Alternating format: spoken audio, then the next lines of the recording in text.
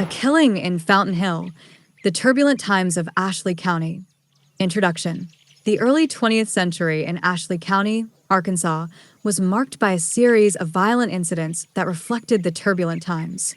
Among these incidents was the killing of Marion Thurman in Fountain Hill on Halloween, October 31st, 1918.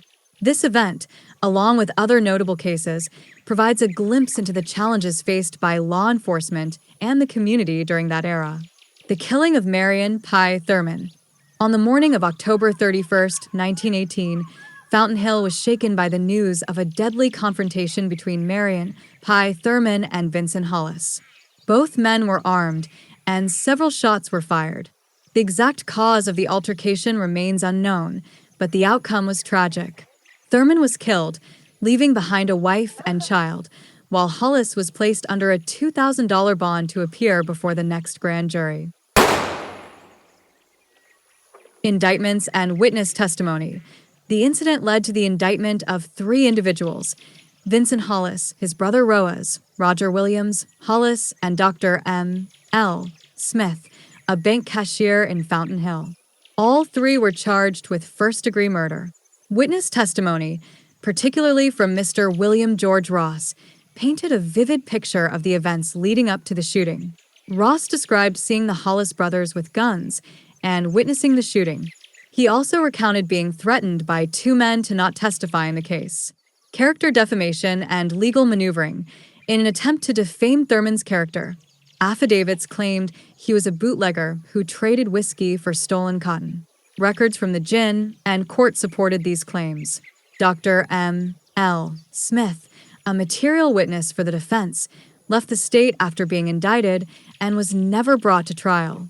The case was eventually considered closed. The role of John C. John C.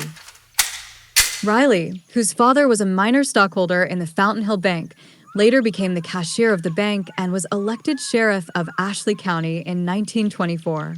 Riley's tenure as sheriff was marked by various challenges, including dealing with common crimes such as hog stealing, liquor violations, and misdemeanor murders.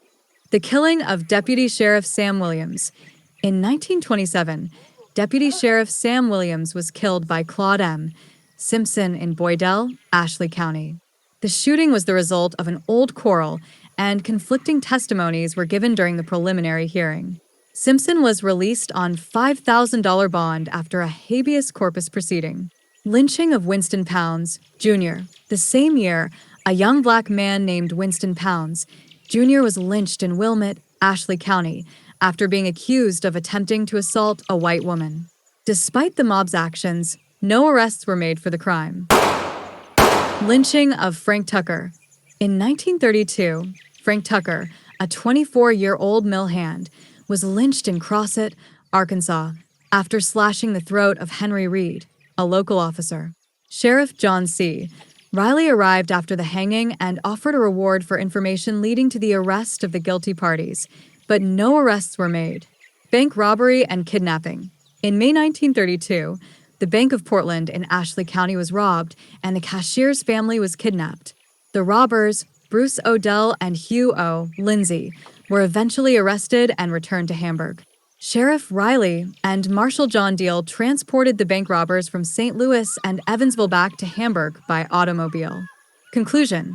The early 20th century in Ashley County was a time of significant challenges and violence. The cases of Marion Thurman, Deputy Sheriff Sam Williams, Winston Pounds, Jr., and Frank Tucker highlight the complexities faced by law enforcement and the community. Sheriff John C. Riley's efforts to maintain order and justice in the face of these challenges provide a compelling narrative of resilience and determination. Acknowledgement. We attained this information via Tim Hollis, who handed us a pamphlet called Fountain Hill, a scrapbook compiled by Frank E. Denson. This is voluminously interesting, and we will be writing several essays based on this information. We will be sharing this information with you over the next several days.